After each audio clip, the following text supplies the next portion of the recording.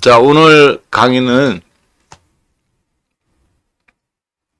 로드타운 모터스의 파산과 그리고 이것이 우리나라 자동차 산업 및 2차 전지, 즉 현대차, 기아차에 미치는 영향, 그리고 현대모비스, 현대위아, S&T 모티브, S&T 모터스 뿐만 아니라 전장 부품들, LG전자나 자화전자에 어떤 영향을 미칠지, 그리고 애플의 신고점이 제시하는 여러 가지 가능성도 한번 살펴보도록 하겠습니다.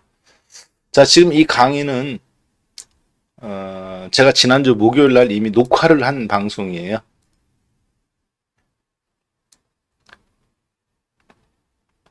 박한샘의 센 주식이라는 스페셜에서 매주 목요일 날 밤 11시 59분, 그러니까 금요일 날 0시에 방송이 되는 녹화 방송인데요. 목요일 날 제가 점심때 가서 녹화를 뜨고 그날 저녁에 방송이 됩니다. 그러니까 이제 한 4일 전에 벌써 녹화를 해놓은 방송이라는 거지. 이미 방송에도 송출이 됐고, 근데 그 내용이 오늘 미국 증시 및 한국 증시를 그대로 잘 반영주고 있기 때문에 그때 방송에서 다 못다한 이야기들 및 해서 오늘 야간 수업에 그대로 전체적인 자료를 활용해서 한 번 더 방송을 하도록 하겠습니다. 그 방송에서는 한 시간이 27분 정도 돼요. 그 자세한 이야기를 또 못 하거든요. 그래서 오늘 그 못다한 이야기들을 야간 수업과 공개 방송을 통해서 함께 살펴보는 시간 갖도록 하겠습니다. 자, 오늘은 원포인트 방송으로 좀 볼게요.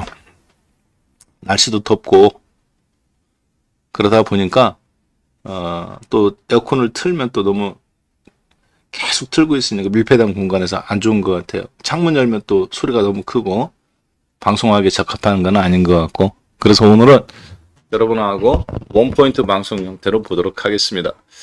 자, 로드타운 모터스라는 회사가 있습니다. 미국에. 이 회사는 그렇게 큰 회사는 아니에요. 이 회사가 목표로 한 거는 이 로드타운 모터스라는 픽업 트럭, 전기 자동차죠. 우리나라 쌍용 칸처럼 생겼죠. 쌍용 자동차. 아마 여러분 관심도 없으실 거예요. 일반인들이 그렇게 관심 있는 차가 아니니까. 쌍용 칸이라는 자동차가. 픽업 트럭이라는 거는 이렇게 뒤에다가 뭐를 실을 수 있는 거.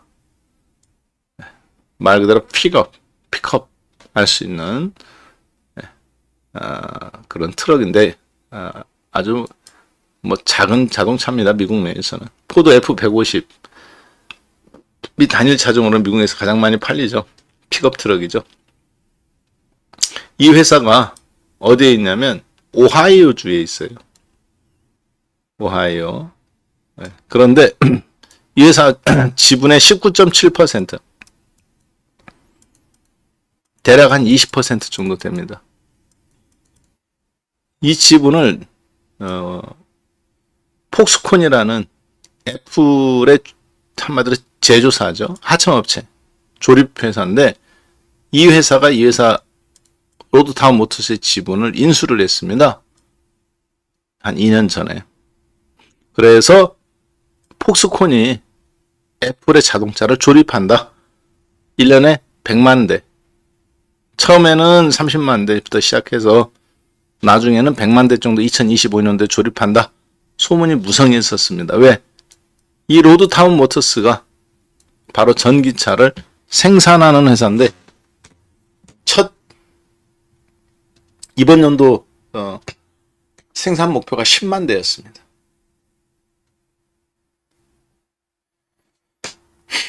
자, 그래서 했는데요. GM 자동차, 이 로드타운 모터스는 GM 자동차 원래 공장이었습니다. 우리나라 이제 군산 자동차 공장 같은 회사였죠. 쌍용차. GM 자동차가 이제 여기서 이 공장이 안 되니까 공장을 한마디로 문을 닫았습니다. 지역 경제가 휘청한 거죠.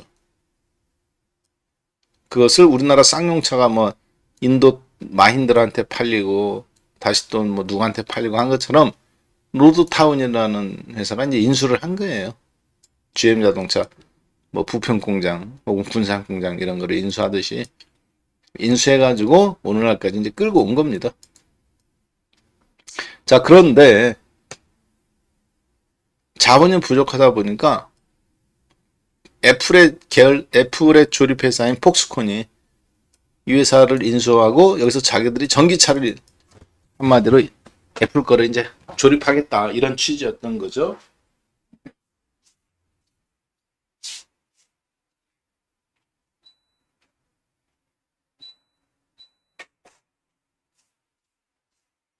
자, 그런데 문제는 뭐냐면 애플의 자동차를 조립할 생각을 갖고 있었던 거고, 그리고 애플 입장에서는 자기네들이 할 수 있다고 생각했던 것 같아요.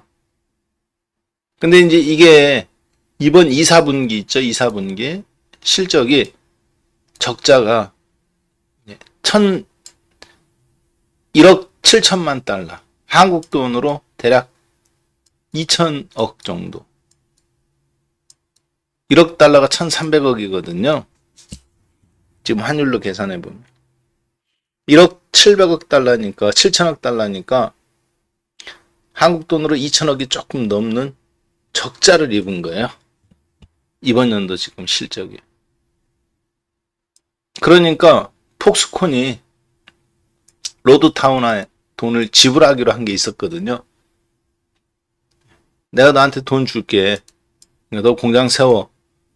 해갖고 그동안 잘했는데 야 이거 보니까 적자가 자기네들이 돈 좀 줄게 한 1억 5천만 달러 정도 남아있는데 돈 줘봐야 어떻게 되는 거예요? 적자 메꾸는 한 분기 적자밖에 못 메꾸는 거예요.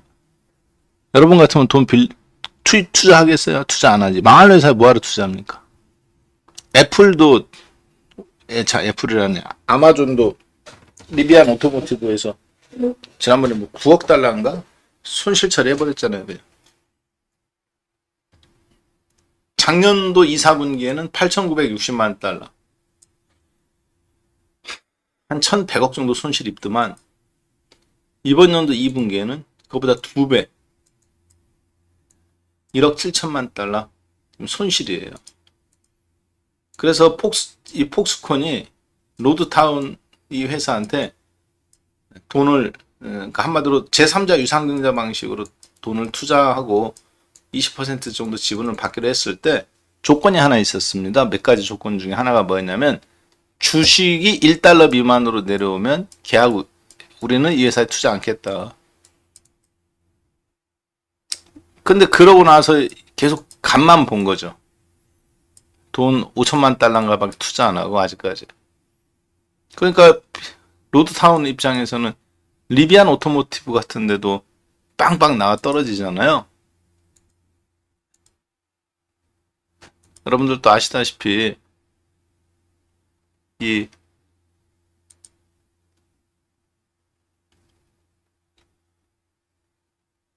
어디 갔노? 네, 여기 있네요. 이 리비안 오토모티브 같은 주식도 그냥 슬슬 녹아내렸지 않습니까? 지난 몇 년 사이에. 보세요, 이거. 이 리비안 오토모티브가 아마존이 투자한 회사잖아요. 아마존이 2대 주주란 말이죠. 폭스콘처럼 비슷하게. 아마존은 리비안 오토모티브에 그리고 애플은 폭스콘을 통해서 로드타운 모터스에 지분을 이렇게 투자했단 말이에요. 아마존은 여기는 뭐 9억 달러인가 투자한 거고 여기는 2억 2천만 달러 5천만 달러 집행하고 남은 돈이 한 1억 7천만 달러 돼요. 근데 적자가 이만큼 났으니 폭스콘이 투자를 하겠냐고요. 아마존은 돈 뺐죠. 얼마 전에 일부 180달러 정확히 179달러에서 상장하고 나서 지난 3년간 하락했어요. 리비안 오토모티브 11.6달러까지 떨어졌습니다. 즉 12달러까지 떨어진 거예요. 180달러짜리. 한 뭐 15분의 1 토막이죠 사실. 그리고 지금 16달러까지 올라왔죠. 그래도 여전히 한 10분의 1 토막입니다. 리비안 오토모티브도 여기 픽업 트럭 만드는 회사죠. 그쵸?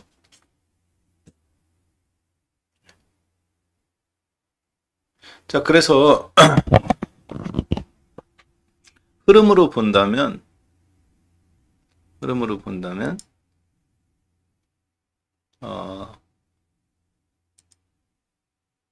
미국 시장의 요 로드타운 모터스, 예. 이게 폭스콘 자회사라는 게 문제가 되는 겁니다.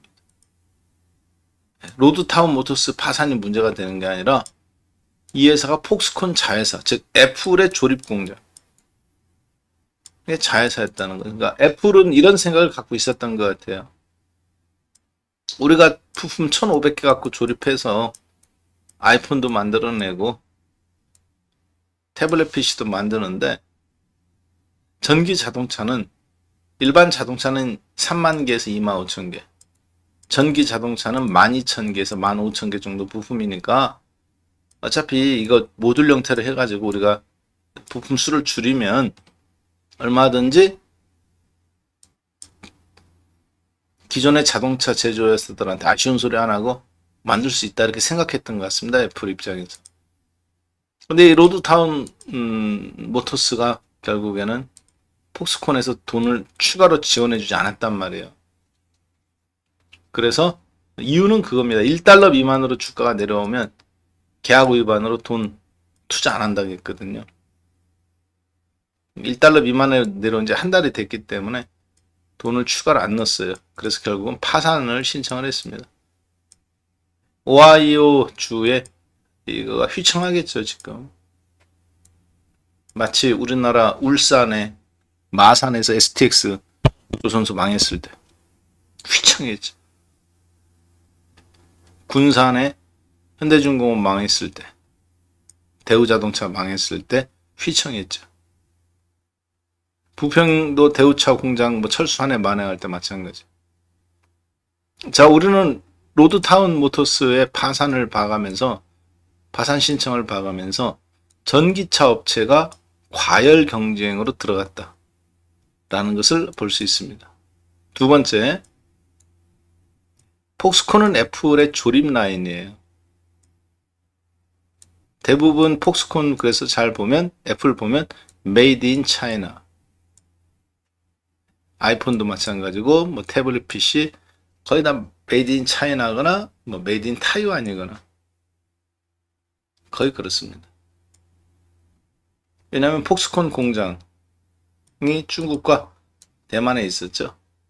대만에서 지금 이제 중국에서 탈출하고 있는데, 애플도 어제 애플 신고점 뚫은 게 중국 공장에서 철수한 거, 생산량 줄이는 것들이 피해가 어느 정도 다 반영됐다, 다시 회복하고 있다, 그래서 신고점 또 뚫은 거 아닙니까? 그래서 이 애플의 조립 라인, 이거 애플카 자체 조립은 사실 이제 그래서 무산됐다고 보는 것 같습니다. 덕분에 로드타운 모터스가 파산 신청을 하기 전날, 한 날이죠, 한국 시간으로는 우리나라 현대자동차, 현대모비스가 시장이 안 좋았는데도 불구하고 그때부터 급등하기 시작했습니다. 한 4일, 지난주, 이번 주부터. 특히 현대모비스 주가 움직임을 보시면 로드타운 모터스가 파산 신청한 날이에요. 이날 새벽에 신청했죠. 한국 시간으로는 밤늦게. 우리나라는 낮에 주식이 열렸고. 그러니까 미국 현지로부터 알고 주식을 산 놈들이 있다는 거죠. 대량으로 샀죠, 외국인들. 솔직히 저도 몰랐어요. 이때 우리 회원분들이 그러더라고요. 현대모비스가 올라오는데 시장도 안 좋은데 왜 올라오는지 아네. 솔직히 나 모른다. 뭔가 좋은 얘기가 있지 않겠냐. 이제 모르니까 모른다고 하는 거죠. 밤에 보니까 로드타운 모터스 파산 신청. 자, 그리고 이제 현대모비스 지금 여기까지 23만원까지 왔는데요. 예.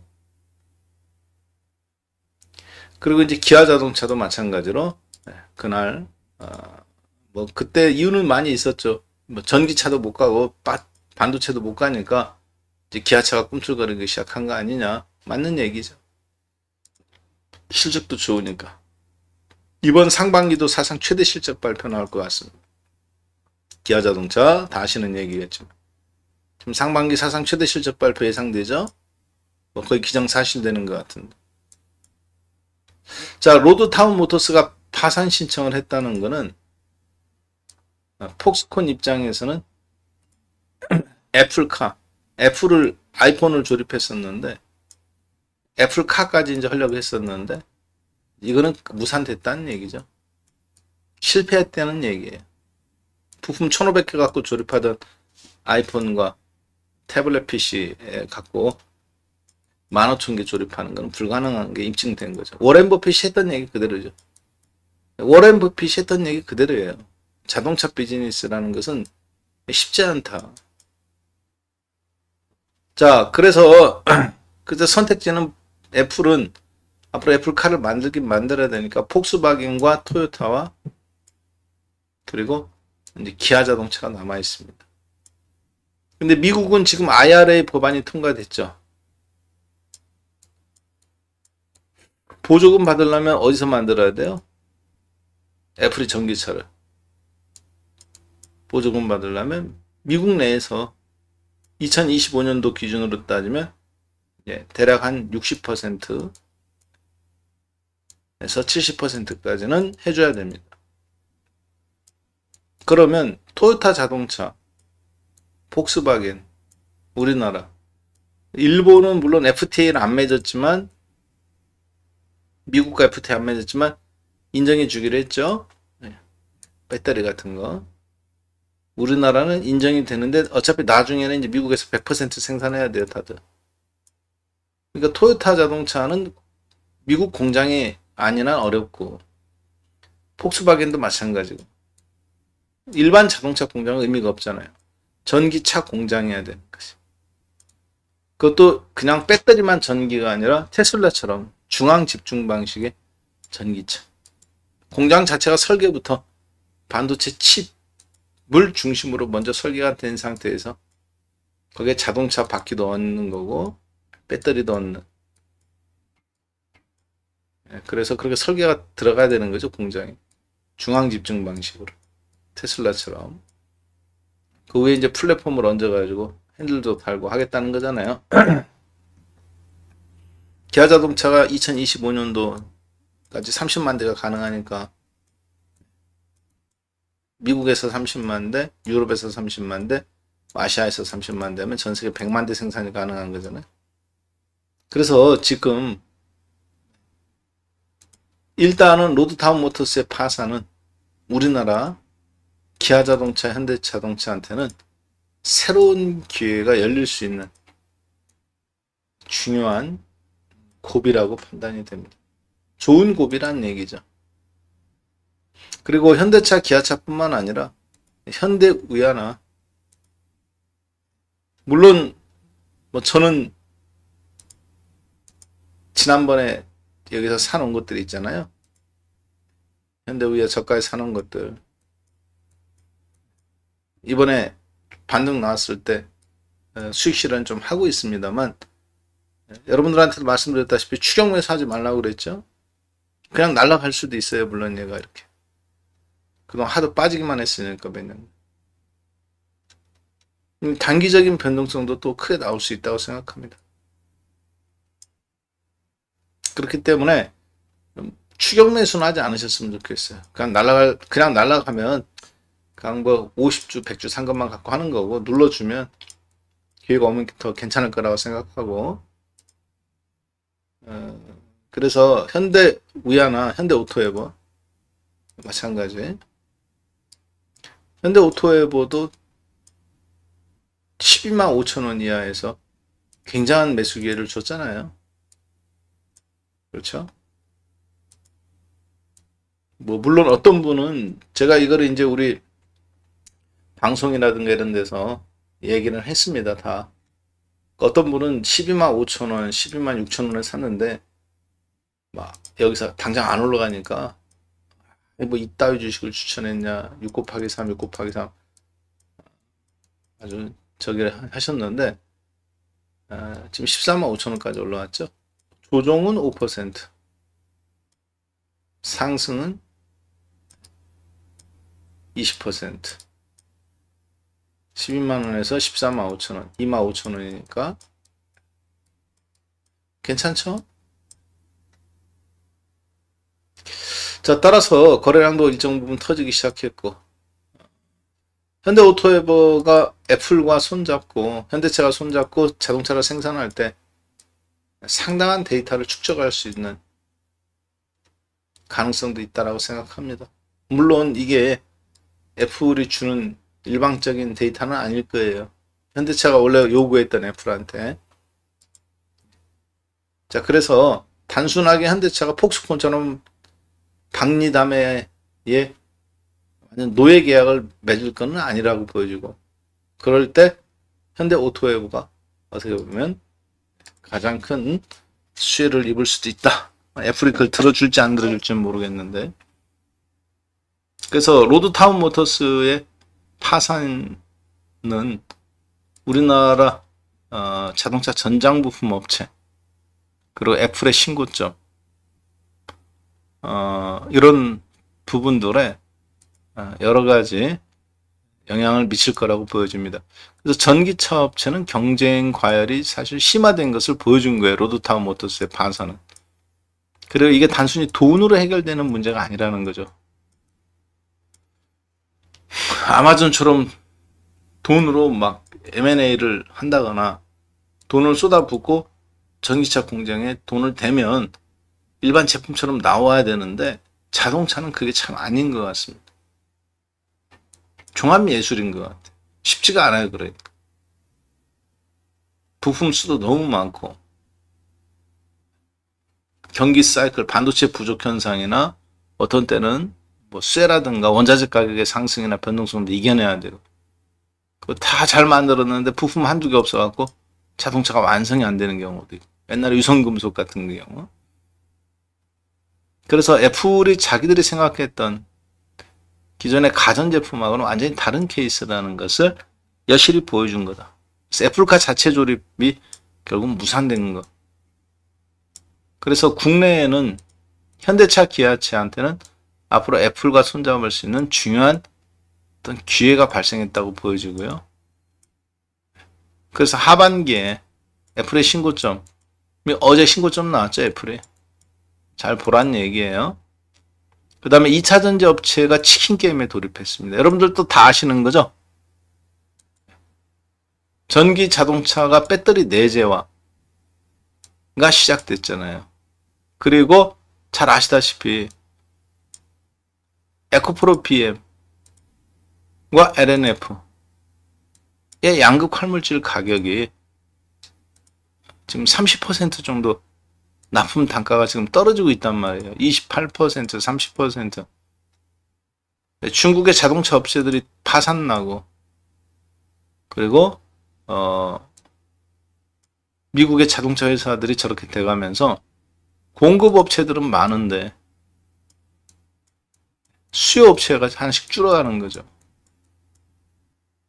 문제는 테슬라도 마찬가지고 폭스바겐도 마찬가지고, 중간에 LG화학이나 LG엔솔을 끼고 이렇게 납품을 공급받았죠. 에코프로 BM한테 받았는데 내년인가부터는 이제 직속으로 받잖아요. 이렇게 테슬라는 에코프로 BM한테 바로 받죠. 한 달에 안 거치잖아요. 이제. 자, 이게 양날의 LNF 양날의 칼입니다. 어디서 많이 봤던 방식이잖아요. 그렇죠. 옛날에 대우가 썼던 방식 아닙니까? 대우가 하청업체들한테, 야, 너 삼성하고도 거래하니? 이거 10,000개 찍으면 얼마야? 100억이야? 내가 120억 줄게. 여기에 100만 대 그대로 하고 나한테도 좀 줘.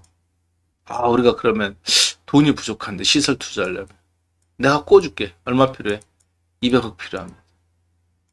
내가 돈 빌려줄 테니까 해줘. 납품 처음에 잘 받죠? 돈도 빌려줘요. 시설 투자 왕창해.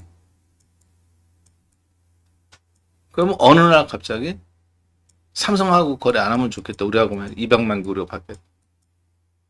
200만이 다 받았죠? 삼성하고 끊어. 돈도 더 줘.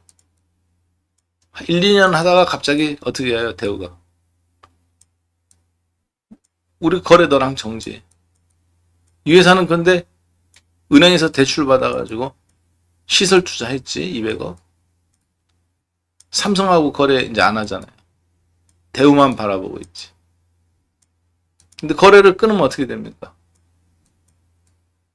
기계 설치한 거. 빚도 못 갚았는데. 그렇죠. 빚더미에 앉게 돼.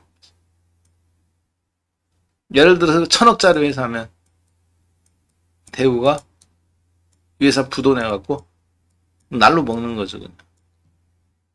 대우가 사주지 않으면 이 기계도 의미도 없잖아요. 자, 내재화를 그렇게 시켰단 말이에요. 자, 테슬라도 지금 그런 방식들, 내재화 방식들을 사실 시도하고 있어요. 폭스바겐도 마찬가지. 아직까지는 이제 전기 자동차 소재 쪽에서는 좋은 입장이긴 한데, 양극 활물질이 어떤 문제가 있냐면 원자재 가격이 지금 많이 떨어졌습니다. 한 30% 정도 떨어졌죠. 그래서 가격 단가 인하가 예상이 돼요. 그러니까 LNF는 뭐 하고 있어요, 지금? 음극 활물질 시장에 진출한 데잖아요. 양극 활물질만 갖고는 안 되니까 음극 활물질. 그렇죠? 로드타운 모터스 시총이 448억 원이라는 게 중요하지 않아요? 임수빈님. 그 회사가 1년 전에 시가총액이 얼마였는지 아세요? 50억 달러였어요. 6조.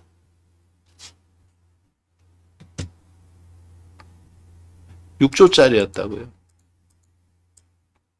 6조짜리가 지금 500억이 된 거잖아요. 5천만 달러. 이해되시죠? 사양 산업이 됐다고요.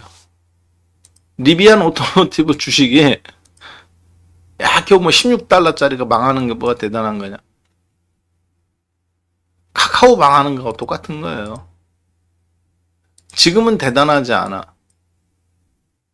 이 비즈니스가, 전기차 비즈니스가 가격 경쟁에 진입했다는 걸 말하는 거야. 10분의 1 토막, 20분의 1 토막, 파산, 이런 거잖아요, 지금.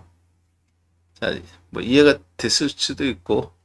자, 그래서, 일단은 중요한 거는 어제 미국장은 그 로드타운 모터스의 파산, 애플의 계열사인 퍽스콘이 투자를 하기로 했다가 무산시켰다는 게 출자를 더 이상 안 하는 거잖아요. 즉 애플이 갖고 있던 마지막 자동차의 조립 라인, 유일한 조립 라인, 이제 처음 조립 라인이었는데 마치 인텔이 반도체 시장에서 말아먹은 것처럼 애플이 한마디로 벤처 비슷하게 한번 해봤던 것 같은데 자체적으로 결론은 아니라고 결론을 내린 것 같습니다. 그것이 LG의 자동차 전장 부품이라든가 우리나라 현대모비스라든가 이런 것들한테 꽤 긍정적인 영향을 월요일 날 미칠 것 같아요. 자, 여기까지가 일부입니다. 아, 그렇구나. 애플 신고점 난 것도 긍정적이잖아요. 애플 신고점 났죠, 다시. 183달러 신고점 돌파한 다음에 지금 계속 신고점 돌파하잖아요. 여기 신고점 돌파한 다음에 지난 한 달간 계속 신고점 돌파죠. 신고점 대비 지금 10달러 올라서 189달러, 193달러. 그래서 전 세계 역사상 처음으로 3조 달러 기업이 탄생을 했습니다.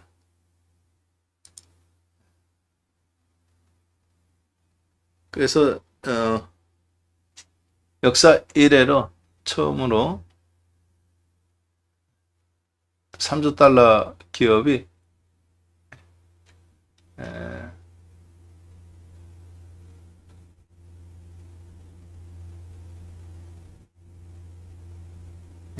탄생을 했어요. 어디 갔어요, 이거?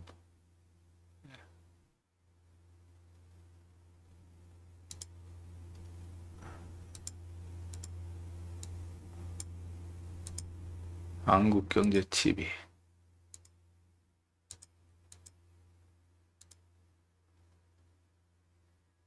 예.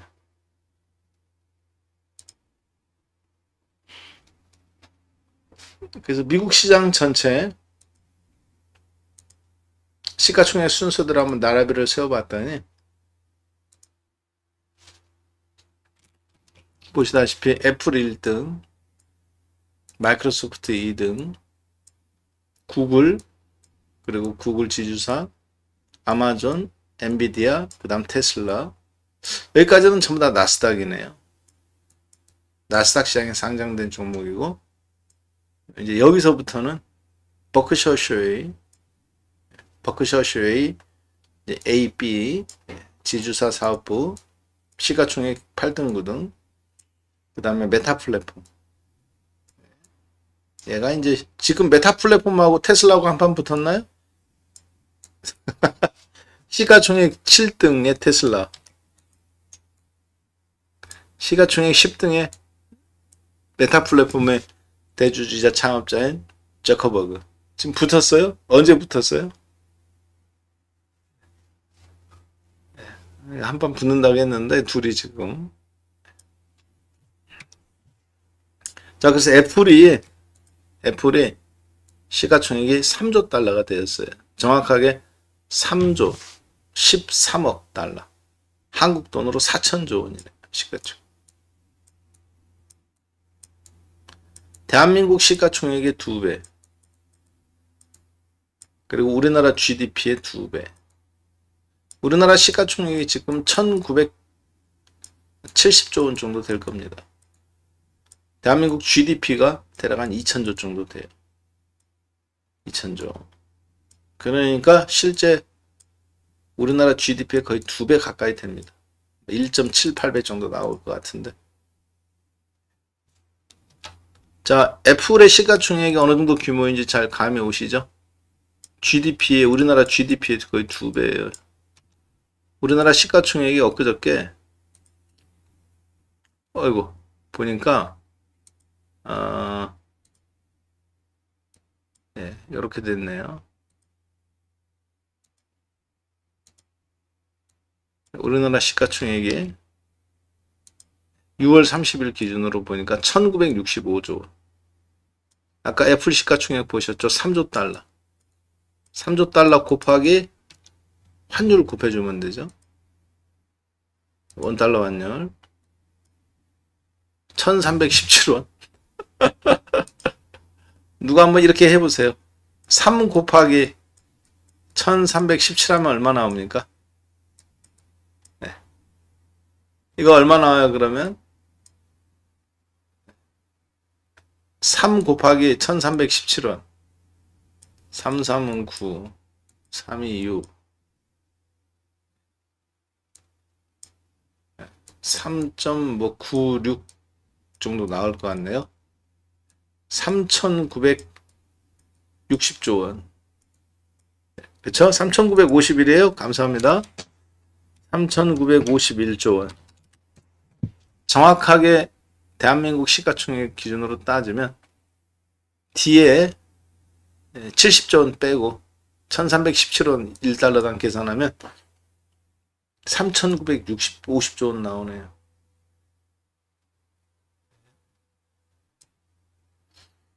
자, 우리나라 시가총액이 2배네요. 그렇죠? 대한민국 시가총액이 전 세계에서 10등 합니다.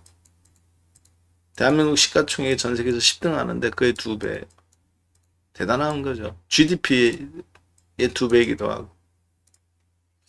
자, 그래서 애플 한 종목뿐만 아니라, 근데 문제는 애플만 그런 게 아니죠. 두 번째 시가총액 큰 종목인 마이크로소프트도 시가총액이 2조 4,860억 달러예요. 한국 돈으로 그럼 3천조 원이 넘잖아요. 이것도 3천조 원이에요.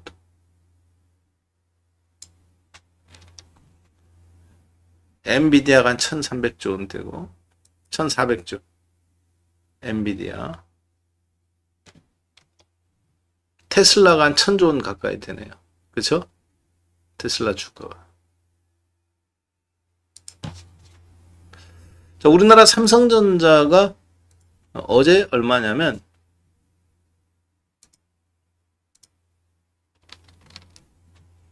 431조예요. 431조. 삼성전자의 9배.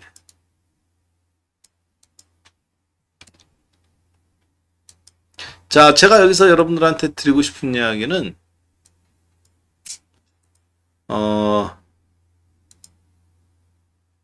앞으로 전 세계 시장의 항배는 결국은 애플한테 달려있다. 애플이 3% 이상 빠지거나 5% 이상 빠지면 뭔가 잘못됐다는 얘기죠.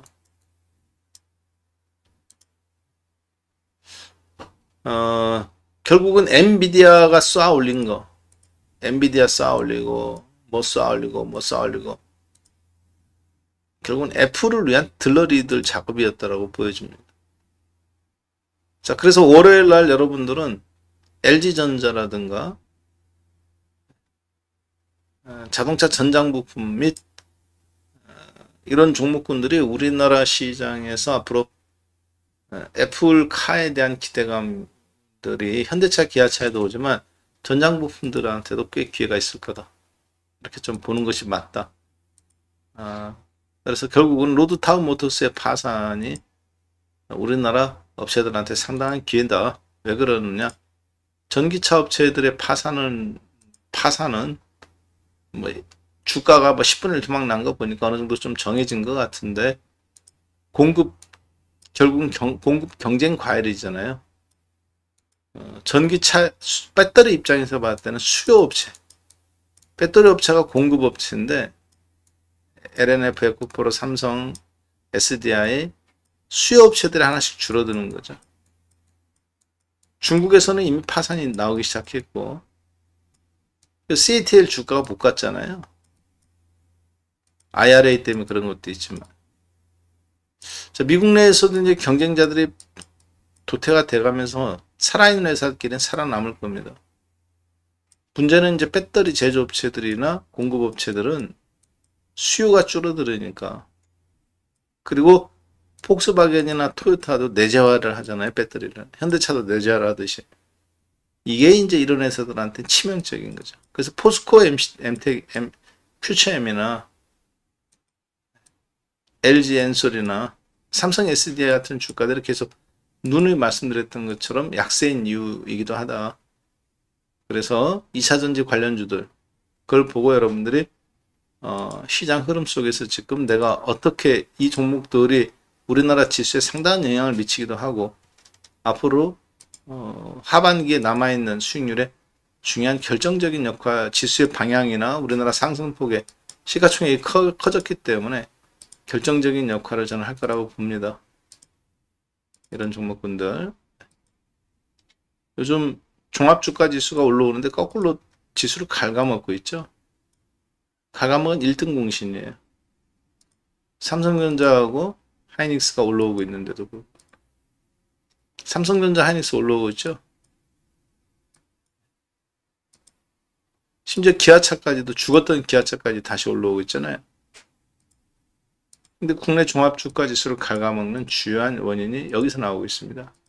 LG 엔솔이라든가 에코프로 BM이라든가 끌어올렸던 중요한 변수이기도 했는데 요즘 이제 갉아먹고 있죠. 보니까 LNF.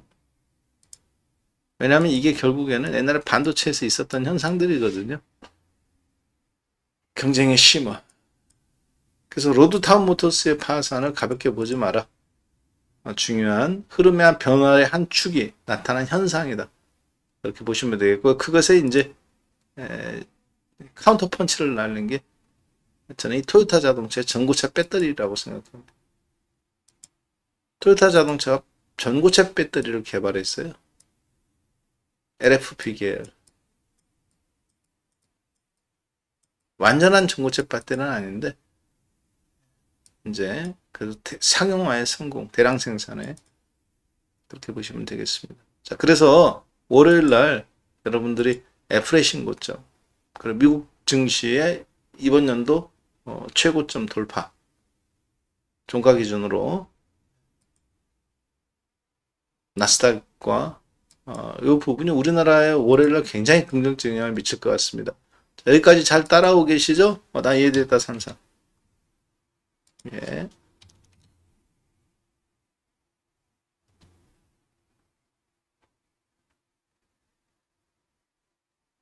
자, 따라서 여기까지는 일단 긍정적인 이야기예요. 여기까지는 일단 긍정적인 이야기인데 월요일날 그럼 어떻게 될 것 같냐? 미국 시장 애플 보고 뭐 보면 지금 다 긍정적입니다. 문제는 이제 이거예요. 보시다시피 엔비디아도 나스닥 100 종목 내에서 올라갔죠? 근데 미국 시장에서 떨어진 종목을 봤습니다. 나스닥 100 종목 내에서 8개가 떨어졌고 93개가 올라갔는데요. 떨어진 종목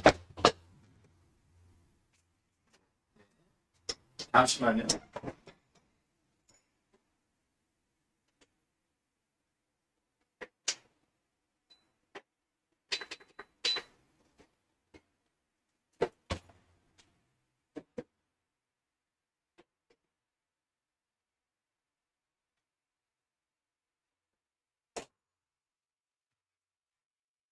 예, 떨어진 종목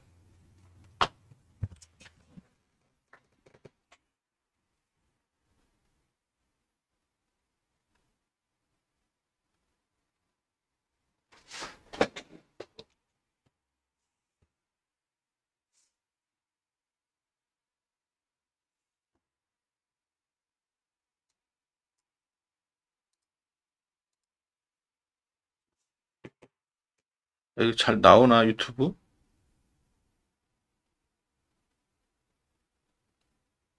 지금 유튜브 잘 방송 나옵니까 이거? 제 건 안 나오는 것 같은데 모니터링.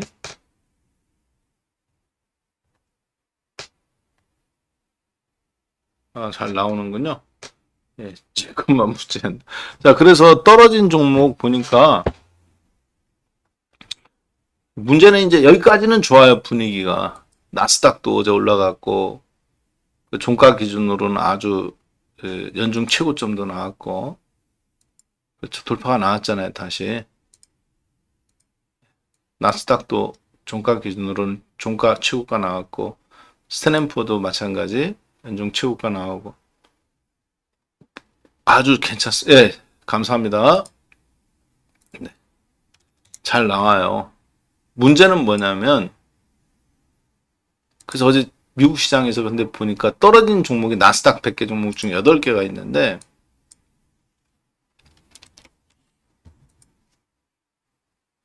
그 8, 그 나스닥 100 종목 중에서 가장 많이 빠진 걸 보니까 마이크론 테크놀로지가 마이너스 1.9%. 마이크론 테크놀로지 주가가 안 좋다는 얘기는 우리나라 이제 하이닉스에 대한 문제가 되는 거죠, 사실. 하이닉스한테 문제가 되는 겁니다, 이게.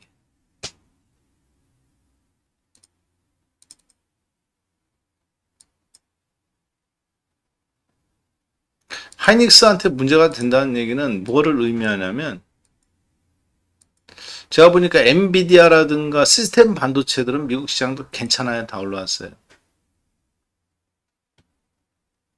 근데 대한민국의 시가총액 상위 종목군들은 근데 삼성전자, 그 다음에 2차 전지인 LG엔솔, 그리고 하이닉스입니다. 이해되셨죠? 문제는 마이크론 테크놀로지의 주가의 하락은 그렇게 보는 것 같아요. 미국 시장에서. 야, 흑자 기업들도 많은데 굳이 적자 기업인 마이크론 테크놀로지를 우리가 사야 돼? 이미 주가도 올라왔는데. 1분기 적자, 2분기 적자, 2분기 연속 적자잖아요, 지금. 다른 종목들은 다 흑자고 뭐 사상 최대 실적인데 한국으로 따지면 이런 거죠.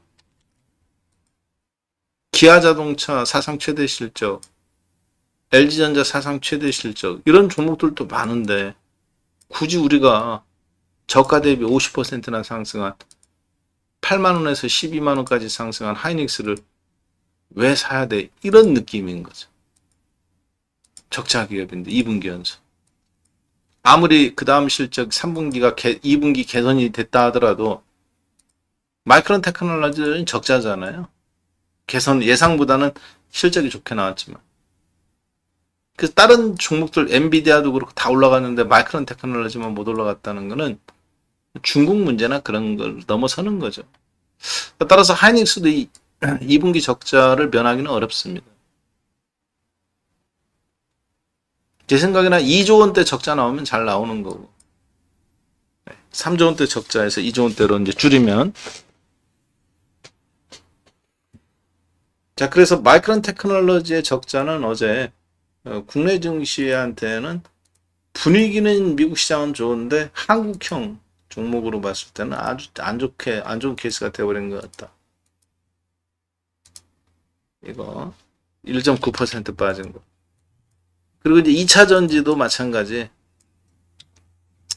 2차 전지도 엔비디아라든가 이런 종목들도 올라왔지만 미국 시장에서 상승 수익률의 나스닥 100 종목에서 수익률 게임은 리비안 오토모티브 이런 종목들이 해줬단 말이에요. 결국은 공급업체들의 다양화죠. 경쟁. 일본 업체도 들어오고 FTA 안 맺었는데 열어준 거잖아요. 미국이. 그리고 이제 뭐 중국산 업체들한테도 멕시코 공장이나 미국 내 공장 허락해주고 그러다 보니까 이제 양극 화물주도 가격이 저하되고 경쟁사들이 하나둘씩 도태되기 시작하고 죽었던 이런 회사들이 이제 살아날 가능성이 있는 거죠. 따라서 그런 부분들로 봤을 때는 우리나라 2차 전지 업체들한테는 가격 경쟁이 심화되는 단계로 가는 거다. 그래서 이런 리비안 오토모티브가 올라온 것이 좋은 현상으로 보는 게 아닌 거죠. 한마디로. 살아남은 자들은 가격 경쟁을 이제 우리나라 업체들끼리 해야 되는 거니까 삼성 SDI라든가 이런 종목들이 좋게 움직이지가 않는다는 거죠. 제 얘기는. 저런 주식들을 봤을 때는. 근데 그것이 이미 진행이 되고 있다는 거죠. 한국에서. 자, 따라서 일본 업체들의 전고체 배터리 개발이라든가 이런 걸로 인해서 LG 에너지가 블록들에 이존 한다는 소문들 뭐 자기네들은 부인했잖아요. 계획된 바 없다고. 그리고 SK온이 SK이노베이션, SK온 유상증자하는 거. 그 주가 그래서 폭락 나오는 것들이 그냥 나오는 게 아니다. 여러 가지 맞물린 현상 속에서 나오는 거고 결국에는 미국의 자동차, 전기차 업체들이 예전 같지 않다. 이제 여기 예전 같지 않다는 얘기는 뭐 자동차가 안 좋다는 얘기가 아니라 초창기처럼 수익 모델이 무조건 뛰어드는 게 아니라 이제 하나둘씩 초기 산업은 지나가고 성장 산업으로 진입해 가면서 치열한 가격 경쟁이 예상되는 옛날에 반도체처럼 휴렛 패커드, 델 컴퓨터, 우리나라 삼복 컴퓨터, 주영 컴퓨터, 삼성 컴퓨터, LG 컴퓨터 다 뛰어들었잖아요. 컴퓨터가 돈 되니까. 그때도 애플이 중심에 있었죠. 애플이 맨 처음에 노트북 컴퓨터를 만들어내고 얘들이 나온 거니까. 지금 전기차하고 똑같잖아요. 세상에 없던 새로운 게 나오고. 그러면서 델 컴퓨터가 휘청거리고 무슨 컴퓨터 우리나라 주영 컴퓨터 휘청거리고 삼복 컴퓨터 휘청거리고 결국에는 반도체 가격의 폭락으로 나왔죠. 지금 2차 전지랑 비슷한 거지. 자, 딱 그런 느낌이에요. 그래서 월요일날 우리나라 시장이 미국 시장 보면 나스닥만 보면 좋은 것 같습니다. 좋을 것 같습니다. 문제는 애플의 신고점에도 불구하고 마이크론 테크놀로지 주가 이 모습이 우리나라에 어떻게 만들어낼지 현재로서는 약간 좀 미지수다라는 얘기죠. 제 얘기는. 한국은 여전히 하이닉스 삼성전자 방향에 중요한 영향을 미치기 때문에 그래서 자동차, 기아 자동차나 자동차 전장 부품 플러스 LG전자나 플러스 자화전자 뭐 이런 사막 콘덴서 이런 종목 전장 부품 쪽들이 오히려 더 시장에서는 실적도 사상 최대 실적이니까 LG도 그렇고 기아도 그렇고 상반기 그래서 월요일 날 좀 명암이 바뀌지 않겠나. 하이닉스는 떨어지고 저런 것들이 수익률 게임이 나오는 묘한 흐름. 미국 시장만 보면 오히려 삼성전자 하이닉스가 올라가야 되는데 달라진 형태가 나올 수도 있겠다. 그래서 월요일 날 여러분들이 혹시라도 시장이 왜 이상하게 못 가지? 하이닉스 안 올라가고 엔솔 안 올라가고 삼성전자는 어떨지 솔직히 모르겠고 그리고 그 아래 것들이 LG전자나 기아나 이런 것들이 막 들썩들썩거리면 전장 부품에 어느 정도 애플에 포커스를 맞추는 방향으로 갔고 근데 그거에 저기는 없다는 거죠. 반도체는 우리나라는 메모리 반도체이기 때문에 삼성전자가 혹시 모를까 수익률 게임은 좀 다르게 나올 수 있다는 걸 기억하고 움직이셔라. 제 얘기는 그 얘기입니다. 자 이렇게 해서 오늘 방송은 여기서 좀 그렇게 큰 흐름 속에 여러분들이 월요일 잘 해주셨으면 좋겠어요. 아셨죠? 네. 뭐 제가 틀릴 수도 있는데 지금까지 맞았잖아요. 2차전 60만원, LG엔솔 61만원에서부터 계속 상투라고 했잖아요. 그때도 그쵸? 네. 그대로 잘 나오고 있고 자 종합주가 지수도 2200일 때 2650까지는 생각한다. 상반기 상고하죠. 현재까지는 잘 진행이 되는데 종합주가 지수 얘기하는 거예요. 그렇죠? 여기까지는 일단 살아왔어요. 지난번에 2650 찍었을 때 2630, 50에서 나는 주식 정리했다. 앞으로 좀 지켜본 다음에 수익 실현하고 보겠다. 일단은 그런 상황이에요. 자, 이렇게 해서 오늘 야간 수업은 여기서 마무리하고요. 오늘 강의는 원포인트 로드타운 모터스의 파산과 애플의 신고점이 만들어낸 국내 LG전자와 기아차에 대한 관심이 다시 나올 수 있다. 그리고 하이닉스라든가 2차전지의 부정적인 시각들이 시장에서 현실이 되고 있다. 이 부분을 염두에 두면서 여러분들이 다음 한 주간 임하시면 어떨까 싶습니다. 그러면 좀 더 현명한 투자를 하시는데 도움이 될 것 같습니다. 자, 날씨가 더워요. 체력이 좀 약해져요. 그래서 한 주간을 또 저희가 또 견뎌내려면 여기서 저도 더 하고 싶지만 적당히 몸이 약간 피곤한 다음에 멈추는 게 아니라 피곤해지기 전에 멈추고 월요일장이나 다음 한 주간을 또 준비하는 게 맞을 것 같아요. 네, 함께 해주셔서 감사합니다. 여러분들도 무더위에 건강 조심하시고요. 또 승리한 한 주 되시길 바라겠습니다. 아시겠지만 월요일날 미국장 휴장이죠. 반장 오전장만 열려요. 그리고 화요일장 완전 휴장이고 독립기념일이더라고요. 인디펜던스 데이. 네, 함께 해주셔서 고맙습니다. 네, 7788로 인사를 대신하겠습니다. 네, 감사합니다. 네, 고맙습니다. 편안한 밤 되세요. 네. 네, 여름철 건강 조심하십시오. 네.